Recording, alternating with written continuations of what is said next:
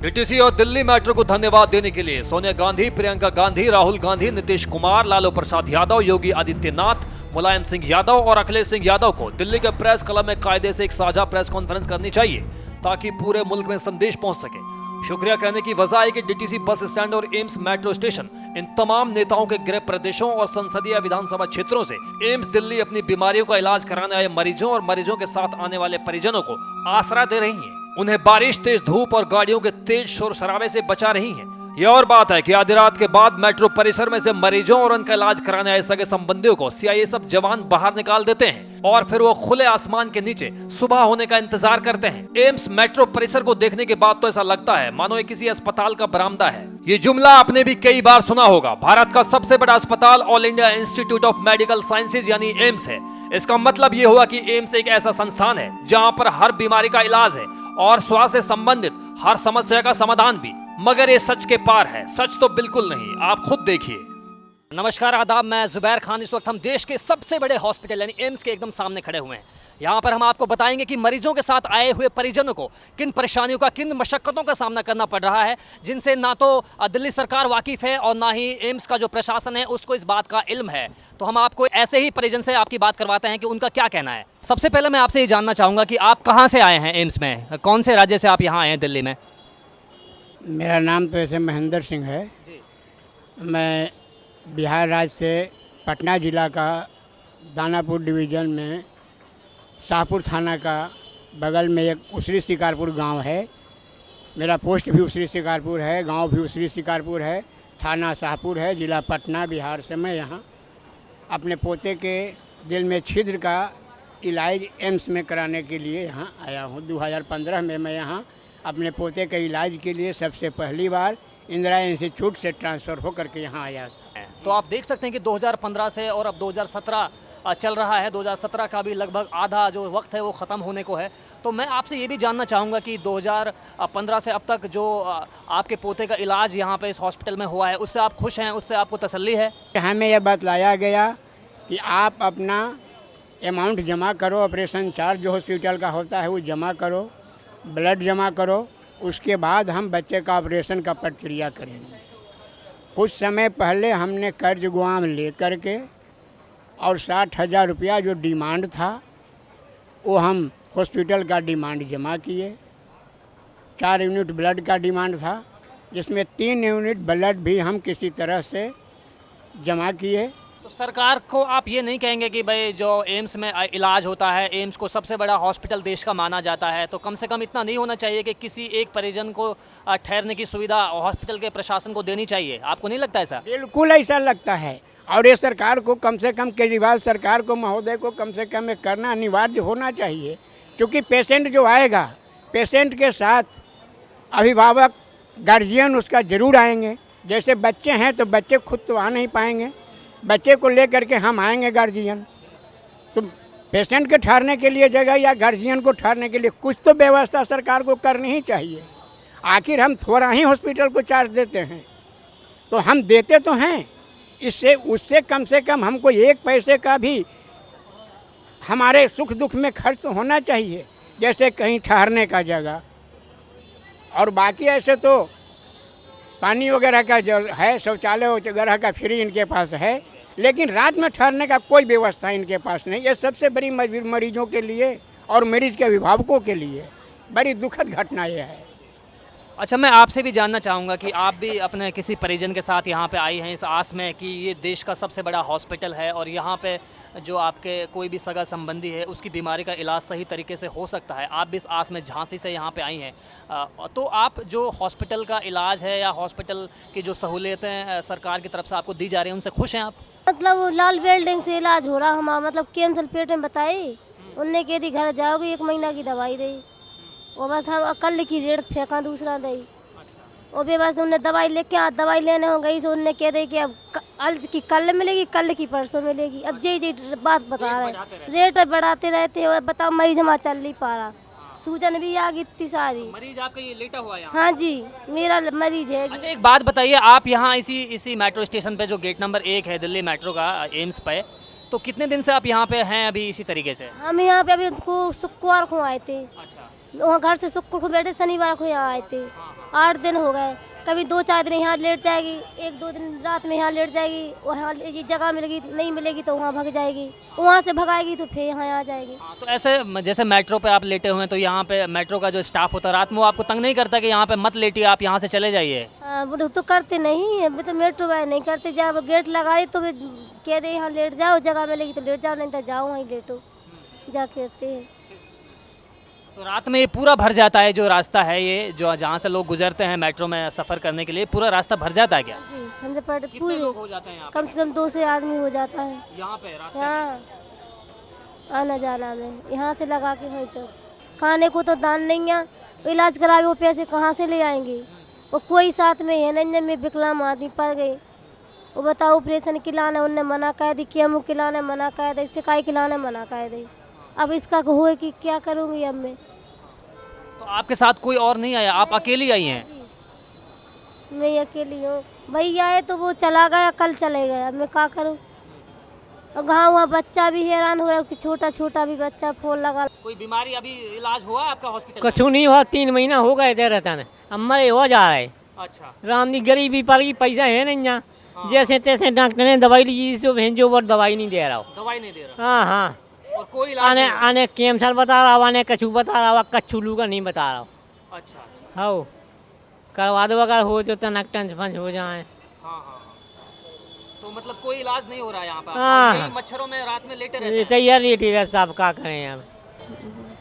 Blood नहीं बनता है, डॉक्टर ने बोला दवाई चलाने के लिए, दवाई चला रहे हैं, इसको हफ्ते में 15 दिन पे ब्लड चढ़ता है, डॉक्टर ने बोलता है कि डोनर कार्ड लाओ, डोनर कार्ड नहीं है उनको पास है, कहाँ चलाए, फिर भी गुस्सा उस्सा करके चढ़ा देता है। मेरे बच्चा का 15 दिन पे ब्लड चढ़ता है, डोनर कार्ड कहाँ से लाए, इसको बोलता है डॉक्टर 12 लाख रुपया, 12 लाख का इलाज होगा, हम कहाँ से लाएंगे।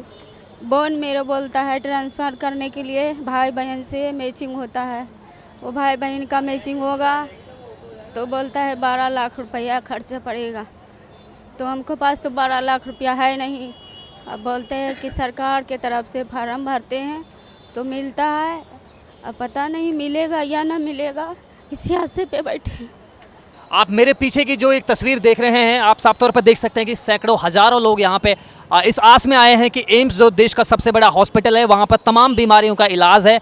लेकिन यहाँ पे आप देख सकते हैं कि न केवल मरीज बल्कि मरीजों के साथ आए हुए परिजन भी खुद तरह तरह की बीमारियों में मुलविस एक तरीके से होते जा रहे हैं। जी आप बताइए, आपका नाम क्या है? दीपू। दीपू, कहाँ से आप आए हैं? मैं आए हैं यूपी से। यूपी से आए हैं? हाँ जी, किसके लिए आए? कौन है आपका मरीज यहाँ पे? मैं खुद ही हूँ, मैं अपने पैर का इलाज करा रहा हूँ, मेरे पैर फ्रैक्चर हो गए। अच्छा, हाँ जी, खुद अपने पैर का इलाज करवा रहे हैं, आपके पैर में फ्रैक्चर है। कौन से जिले से आए यूपी में आप? मैं मैनपुरी जिला से। मैनपुरी जिला, मुलायम सिंह यादव का जिला है मैनपुरी, पता है आपको? हाँ पता है। अच्छा, हाँ जी। तो अभी जो हम यहाँ पे देख रहे हैं कि ये जो मेट्रो का स्टेशन है और यहाँ पे एक बड़ी तादाद मरीजों की भी है और उनके मरीजों के साथ आए परिजनों की भी है, उनके संबंधियों की भी है। और हमने ये भी पता यहाँ पे लगाया है कि रात जब होती है तो यहाँ पे जो तादाद है बढ़ती जाती है। इसकी वजह से मेट्रो का स्टाफ उन तमाम परिजनों को भी और मरीजों को भी बाहर भेज देता है और वहाँ पे हॉस्पिटल वाले जो हैं वो गेट को बंद कर देते हैं, वहाँ से गार्ड आपको भगाते हैं। क्या ये बात सही है? हाँ जी, ये बात सही है, गार्ड वहाँ से भगाते हैं, मारते हैं, पीटते हैं। और जो मरीज है जो चल नहीं पाता है, जैसे कि मान लो बिल्कुल जैसे चल नहीं पाता है तो उनको मारते हैं और भगाते हैं मार कर। अच्छा, हाँ जी, और यहाँ से भी ये मेट्रो में भगाते हैं? अरे मेट्रो से जैसे कि मान लो 12 बजे जाते हैं हाँ। तब भगा देते हैं और गेट लग जाता है यहाँ पर, फिर सड़कों में लेटते हैं सभी लोग। अच्छा, सड़कों पे, बाहर रोड पे सड़कों पे नींद आ जाती है आपको जहाँ पे बहुत सारी गाड़ियाँ चलती रहती हैं, पॉल्यूशन भी होता है बहुत ज़्यादा? अब क्या करें, तुम पढ़ना लेटना तो पड़ेगा, रात बितानी तो पड़ेगी। अच्छा, हाँ। गोरखपुर से। हाँ, यूपी में गोरखपुर से आप आए हैं, तो गोरखपुर का तो यूपी में जो मुख्यमंत्री हैं योगी आदित्यनाथ, उनका शहर है गोरखपुर, क्या आपको पता है? जी पता है। अच्छा, तो रहने की दिक्कत है, आप जैसा हम देख रहे हैं, क्योंकि रहने की बड़ी दिक्कत है यहाँ पे परिजनों के लिए भी, मरीजों के लिए भी और उनके दूसरे जो संबंधी हैं उनको बड़ी दिक्कत है। और जब आप बहुत लंबा वक्त आपको एक जगह हो जाता है तो आप खुद भी मरीज बनने लग जाते हैं। सही कह रहा हूँ मैं? सही बात है, सही बात है। मेट्रो के बाद में हम 20 कदम आगे पहुँचे हैं और यहाँ पे डीटीसी का जो बस स्टैंड है उसके नीचे आप देख सकते हैं कि मरीजों का सामान और परिजनों का सामान यहाँ पे बस स्टैंड के नीचे जमा है। हम एक ऐसे ही परिजन से, ऐसे एक मरीज़ से जानने की कोशिश करेंगे कि एम्स में वो बिहार से चलकर यहाँ पे आए हैं इलाज की आस में, तो उनको रहने की सहूलियत अभी तक नहीं मिल पा रही है और कई महीनों से वो इसी बस स्टैंड के आसपास अपनी ज़िंदगी को गुजार रहे हैं। तो सरकार से वो क्या कहना चाहेंगे, यही हम उनसे जानने की कोशिश करेंगे। जी बताइए, कितने दिन से आप रह रहे हैं यहाँ पे? यहाँ 2.5 महीने से है। अच्छा, 2.5 महीने से आप रह रहे हैं? जी हाँ, जी हाँ।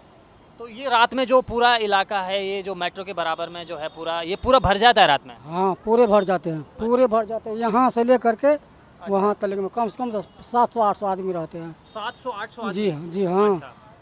यहाँ 700-800 आदमी रहते हैं। यहाँ पे गाड़ियों की आवाज़ आती है, पोल्यूशन भी बहुत ज़्यादा होता है, तो उसमें आपको नींद आ जाती है? क्या करेंगे, सभी रोज तो ऐसे आता है तो नींद आता है ना। नींद तो आ जाते हैं, वैसे बैठले टाइम पास करते हैं। तकलीफ है हमको तो क्या करेंगे बाबू। एक और ऐसे ही मरीज से हम जानने की कोशिश करेंगे जिनको पेशाब की शिद्दत से एक बीमारी है, और आप देख भी सकते हैं कि कितनी गंदगी में मक्खियां उनके शरीर के आसपास लग रही हैं, जबकि इतनी क्रिटिकल कंडीशन में भी अगर आप मक्खियों में या बस स्टैंड के नीचे या मेट्रो के आसपास रहते हैं तो आप अंदाज़ा लगा सकते हैं कि नीतीश कुमार का इस्तीफा देने का मतलब क्या रह जाता है। चाहे वो मोदी के पास चले जाएँ, चाहे वो सोनिया गांधी के पास चले जाएँ, लेकिन जब उनके ही राज्य में से ऐसे लोग एम्स में, देश के सबसे बड़े हॉस्पिटल में, इस बात की आस में आते हैं कि वहाँ पर इलाज सही मायनों में होगा, तो और लेकिन यहाँ पे आने के बाद में सूरत हाल जो है वो पूरी तरह से विपरीत है, पूरी तरह से नकारात्मक है। हम इस मरीज़ की जो पत्नी है उनसे हम जानने की कोशिश करेंगे कि जो इलाज यहाँ पे एम्स में हो रहा है, आपके पति जो है वो बाहर बस स्टैंड के नीचे लेटे हुए हैं, तो आपको नहीं लगता कि इलाज का ये जो पैमाना है सही नहीं है हॉस्पिटल का? जी क्या सही है, गरीब लोग को क्या मिलता है यहाँ?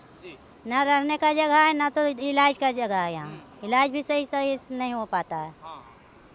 तो अपने सरकार को, नीतीश कुमार को या लालू प्रसाद यादव को कुछ कहना चाहेंगे? वो पूरे राज्य को आपके चला रहे हैं, बिहार से आप यहाँ आई हैं। यहाँ पर अमीरों का इलाज है, गरीबों का इलाज कहाँ है? यहाँ गरीबों तो इसी सड़क पे लेटे रहते हैं। सिर्फ अमीरों का इलाज होता है यहाँ, जिसका पैर भी उसका इलाज होता है, सबका इलाज नहीं हो पाता है। गरीब लोग तो पड़े रह जाते हैं। अच्छा, एक बात बताइए, आपको दुख नहीं होता कि आप इतनी लंबी दूरी तय करके यहाँ पे आई हैं, 1500 किलोमीटर की? जब चल जाएंगे तो दुख ही ना है। इलाज नहीं हो पाएगा तो क्या होगा? आए इतना दूर से आशा लगा के, लेकिन इलाज नहीं हो पाता है यहाँ। सब चीज़ व्यवस्था है लेकिन इलाज नहीं होता है। यहाँ से उस हॉस्पिटल में रेफ़र करते हैं, इस हॉस्पिटल में रेफ़र करते हैं, जबकि सारा व्यवस्था यहाँ है, तब पर भी इलाज नहीं हो पाता है यहाँ। तो क्यों ऐसा होता है कि जब सारी सहूलियतें हॉस्पिटल में मौजूद हैं उसके बाद में भी यहाँ से वहाँ आपको भेजते हैं? इसके पीछे की वजह क्या है? गरीबी होगी, अमीर लोगों का इलाज है, गरीब का इलाज यहाँ कहाँ होता है सही ढंग से? सही, अगर गरीब का सही इलाज हो तो सही हो जाएगा। यहाँ सब सारा व्यवस्था है, तब पर भी इलाज नहीं होता है। एम्स के गेट नंबर 2 पर हम आ गए हैं और यहाँ पर भी हम एक ऐसे ही मरीज से, एक ऐसे ही परिजन से जानने की कोशिश करेंगे कि एम्स हॉस्पिटल, जिसको देश का सबसे बड़ा हॉस्पिटल माना जाता है, लेकिन वो हॉस्पिटल की जो सहूलियत है उनसे कितने इत्तेफाक रखते हैं? क्या सरकार का ये कहना सही है कि देश का सबसे बड़ा हॉस्पिटल है, यहाँ पर सब तमाम बीमारियों का इलाज है, यहाँ पर हर समस्या का समाधान है? जी, मेट्रो में जाने से वो लोग भगाते हैं। एम्स के अंदर जाके छाई में बैठने से वो लोग भगाते हैं। बारिश में भी वो लोग बाहर भेज देते हैं, भाई जाओ, यहाँ कोई जगह नहीं है। तो ये जो जनता है, पब्लिक है, कहाँ जाएगी, है ना। दूसरी बात है कि एक मरीज के साथ 2 अटेंडेंट 3 आते हैं, वो भी यहाँ बीमार हो जाते हैं, क्योंकि यहाँ रहने की कोई ख़ास सुविधा ही नहीं है, लैट्रिन बाथरूम की सुविधा ही नहीं है। फिर पानी की बोतल लेके वो पुल के नीचे जाते हैं।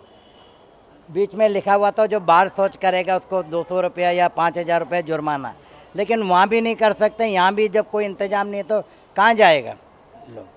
तो कहने का मतलब है देश का सबसे बड़ा और वर्ल्ड के अंदर 6ठे नंबर पर ऑल इंडिया मेडिकल का नाम है, लेकिन यहाँ वो सुविधा ही नहीं है। जी आप बताइए, आप कहाँ से आई हैं? जी एटा से, यूपी से। यूपी से आई हैं? हाँ। अच्छा, कौन से ज़िले से आप आई? एटा जिला, एटा मैनपुरी, मुलायम सिंह यादव का ज़िला। अच्छा, तो आप मतलब इस आस में यहाँ पे आई थी कि मेरी जो बीमारी है, आपकी आंख दिखाई भी दे रही है कि कितनी शिद्दत से इसमें परेशानी हो रही है, आप इस बिना पे यहाँ पे आई थी, इस कोशिश में, इस उम्मीद के साथ, इस आशा के साथ आप यहाँ आई थी कि मैं देश के सबसे बड़े हॉस्पिटल में जा रही हूँ, एम्स में, और वहाँ पे मेरी जो बीमारी है इसका इलाज हो जाएगा, लेकिन अब लग नहीं रहा है कि इलाज हो पाएगा। कोई सुनवाई नहीं है जी, गरीब की कोई सुनवाई नहीं, परेशान है बहुत। अच्छा, आज 25 दिन हुई है। 25 दिन हो गया। हाँ। 25 दिन में कोई सुनवाई नहीं हुई, कोई इलाज नहीं हुआ, अब वापस जाएंगे? क्या करें भैया, पैसा नहीं। पैसा भी नहीं है। आप कहाँ से आए हैं? जी मैं बिहार नवादा से आया हूँ सर, नवादा जिला जी। तो हॉस्पिटल में जो सहूलियत हॉस्पिटल आपको दे रहा है इस बात पर कि ये देश का सबसे बड़ा हॉस्पिटल है, तो हॉस्पिटल का ये कहना सही है क्या? क्या ये हॉस्पिटल तमाम जो चीज़ें हैं, हेल्थ से कंसर्न चीज़ें हैं, हेल्थ से संबंधित जो चीज़ें हैं, उनका सही से निर्वाह कर रहा है क्या ये? तो गार्ड लोग धक्के मार के बाहर करते हैं, 10-11 बजे तक इधर उधर भाग भाग के बैठते हैं, परंतु कहीं बाहर में अंदर में कहीं सो भी जाते हैं तो उधर मार मार के धक्के मार के उन लोग बाहर निकाल देते हैं। कहीं रहने की जगह नहीं, हम लोग रोड पे रहते हैं, रोड पे भी रहने का अवेलेबल नहीं है। रोड पर रहने का अधिकार भी नहीं है। जी नहीं। अच्छा, आप कहाँ से आई हैं जी? हम जुमरा पहाड़ से आए हैं, झारखंड से। अच्छा, झारखंड से आप आई हैं। हाँ। अच्छा, अभी कौन से अपने लिए आई हैं या आप किसी परिजन के रूप में यहाँ पे आई हैं? सम के कहाँ है, हमको बच्चा पेट बड़ा हो रहा है अच्छा, तो बच्चे का पेट बड़ा। हाँ, उसको दवा कराने आए हैं। अच्छा, तो रात में यहीं पे सो जाते हैं? हाँ, रात पर यहीं पर सो जाते हैं। अभी हमको भर्ती नहीं ले रहा है अच्छा, भर्ती नहीं ले रहा? ना। अच्छा, क्या बोल रहे हैं? बोल रहा है, बोले 28-29 के बच्चा देखेगा, बच्चा के पेट इतना हो गया। अच्छा, दो ठो बच्चा है, दोनों ठो बच्चा को। हाँ, तब तक यहीं पोल्यूशन में, गाड़ियों की आवाज़ में, रेत में या धूल में या इसी तरीके से धूप में, बारिश में आप यहीं रहेंगे? हाँ, यहीं रहेंगे। रात के सोता है, वहाँ पानी नहीं आता, बारिश आएगा, फिर उठा के बच्चा यहाँ आनता है, फिर यहाँ से भगा देता है, फिर वहाँ जाकर सुतता है। फिर वहाँ सूत के रहता है, 1 घंटा बैठ के फिर बैठता है यहाँ, फिर भगा देता है। अच्छा, ये आपका बच्चा है? हाँ, यही बच्चा है। ये मतलब पूरा पेट इसका बाहर आ गया है ना? अच्छा, क्या नाम है आपका? बोल दे राकेश। बोलो। राकेश हैं जी। राकेश नाम है? नाम बताओ, नाम बोलो बेटे। राकेश। राकेश नाम है। तो आपने देखा कि हम देश के सबसे बड़े हॉस्पिटल एम्स के बाहर मौजूद हैं और यहाँ पे हमें तमाम लोगों से जानकर ये पता लगा कि एम्स चाहे कितनी भी इस बात को कह ले कि यहाँ पर देश के तमाम तरह की सहूलियत दी जा रही है, उनके सगे संबंधियों को किसी भी तरीके की कोई परेशानी नहीं हो रही है, लेकिन ये एक तरीके का मैं कहूँगा कि आडंबर है, क्योंकि यहाँ पर सोनिया गांधी, प्रियंका गांधी, राहुल गांधी के रायबरेली से लोग मौजूद हैं, यहाँ पर नीतीश कुमार, लालू प्रसाद यादव के प्रदेश से यानी बिहार से लोग यहाँ पर मौजूद हैं, यहाँ पर एटा मैनपुरी मुलायम सिंह यादव का जो ज़िला है वहाँ से लोग मौजूद हैं, यहाँ पर मनोहर लाल खट्टर जो कि हरियाणा के मुख्यमंत्री इस वक्त हैं वहाँ से लोग मौजूद हैं। तो और दिल्ली, इनफैक्ट दिल्ली से भी यहाँ पे एक बड़ी तादाद मौजूद है कि यहाँ पर जो समस्याएं हैं उनका समाधान नहीं हो पा रहा है, बल्कि समस्याएं और ज़्यादा उत्पन्न हो रही हैं। लगातार आप देख भी रहे हैं कि लोग यहाँ पर मेट्रो पे, डीटीसी के बस स्टैंड के आसपास अपने सामान के साथ में दिनों को गुजार रहे हैं और सालों से, महीनों से, हफ्तों से और कई रातों को, कई दिनों को यहाँ पर गुजार रहे हैं इस बिना पर कि कहीं ना कहीं उनके मरीजों को कोई फ़ायदा किसी तरीके से पहुँच जाए। तो हम यही आशा करेंगे और देश के प्राइम मिनिस्टर नरेंद्र मोदी से भी और देश के जो स्वास्थ्य मंत्री हैं उनसे भी हमारी यही गुहार है, यही अपील है कि यहाँ पर एक बार आपको एम्स के हॉस्पिटल में ज़रूर आना चाहिए और एम्स के हॉस्पिटल जब आप आएँ तो जितने भी मेट्रो स्टेशन के यहाँ पे गेट हैं वहाँ पर भी आपको आना चाहिए और वहाँ पर आने के बाद आपको डीटीसी के बस स्टैंड पर भी जाना चाहिए। तो आपको पता लगेगा कि देश की हालत कैसे बदल रही है। देश को स्मार्ट कहने से पहले, देश को डिजिटल कहने से पहले हमें और किन बातों पर अभी फोकस करने की ज़रूरत है, किन बातों पर अभी ध्यान देने की ज़रूरत है। वीडियो जर्नलिस्ट आशीष जायसवाल के साथ मैं जुबैर खान, एम्स नई दिल्ली से नेशनल दस्तक के लिए।